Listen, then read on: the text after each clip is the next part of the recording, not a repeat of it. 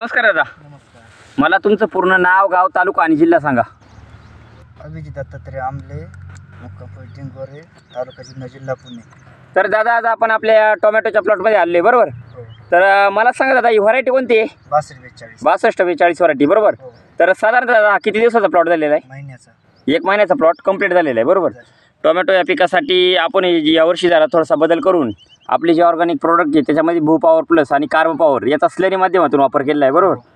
तर मला एक सांगा, ज्यावेळेस तुम्ही जे भू पॉवर प्लस आणि कार्बो पॉवर स्लरी माध्यमातून वापर केल्याच्या नंतर तुम्हाला याचे काय काय रिझल्ट जाणवले?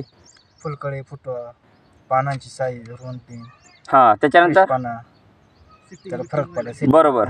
तर आता जर प्रत्यक्षात जर पाहिलं ना दादा, खालून डायरेक्ट खोडातून फुटवा आहे बरोबर. म्हणजे एवढं टेम्परेचर हीटमधला प्लॉट असून देखील आहे ना, कोणत्याही प्रकारचा आहे ना त्याला आक्सा म्हणा किंवा बाकीचा तो प्रकार कुठंच दिसत नाही.